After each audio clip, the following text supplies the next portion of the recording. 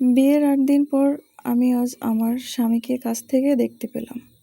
আরও আমার সামনে এসে এভাবে আমার হাত কামড়ে ধরবে, আমি তা কখনো ভাবতেই পারিনি। সেই কামড়ে আমার হাত থেকে দরদর করে রক্ত বের হতে লাগলো। আমি রিয়া, জন্মের আগেই বাবাকে হারিয়েছি। আমি যখন মায়ের পেটে ৫ মাস, তখন আমার বাবা রোড অ্যাক্সিডেন্টে মারা যায়। আর আমার জন্মের সময় মা। তাই অনেকে আমাকে অপয়া, পোড়া কপালি বলে। বুঝ হওয়ার পর থেকে একটু একটু খারাপ লাগলেও পরে আর খারাপ লাগেনি, কারণ শুনতে শুনতে অভ্যস্ত হয়ে গেছি আমি।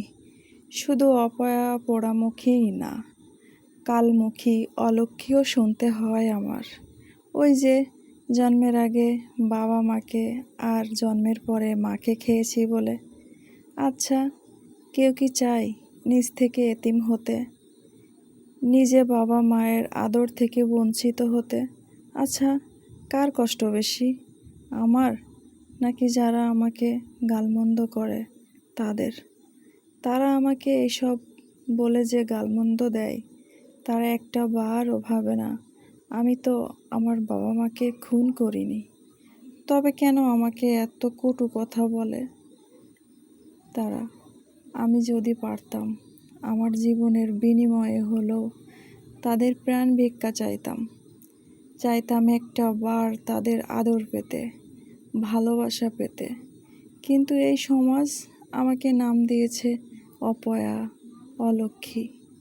কারণ আমি তাদের কাছে আমি আমার বাবা মার হত্যাকারী। ছোটবেলায় মানুষ হয়েছি নানুর কাছে। নানু স্কুলে পড়িয়েছেন, যতটুকু পেরেছেন। সব শখ, আহ্লাদ, সব চাওয়া পাওয়া পূরণ করেছেন। কিন্তু তখনই আমার কপাল পড়ল, যখনই তারা আমার ছেড়ে এই পৃথিবী থেকে মা বাবার মতো চলে গেল। এরপর থেকে শুরু হলো আমার উপর মামির অত্যাচার। সারা দিন রাত গাধার মতো খাটাতেন, বিনিময়ে দুমুঠো ভাত ঠিকমতো দিতেন না। কত রাত যে না খেয়ে কাটিয়েছি তার কোনো হিসাব নেই। পড়ালেখাটাও মাঝপথে বন্ধ করে দিয়েছিলেন। মামা বিদেশ থাকেন, সব রাজ মামির ও মামির পরিবারের। একদিন মামি আমাকে কি মারটাই না মারলেন। আর ওই যে বললাম, ৮ দিন পরে আমার স্বামীকে দেখলাম, আর আমার হাতে কামড় দিয়েছিল। কামড়টা কেন দিয়েছিল জানেন? কারণ সে অসুস্থ মানুষ, সে একজন মানসিক রোগী। আর সে যে একজন মানসিক রোগী সেটা আমার মামা মামি জানতো।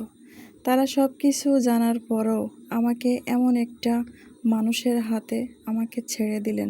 আচ্ছা, আপনারাই বলুন তো, আজ যদি আমার বাবা মা থাকতেন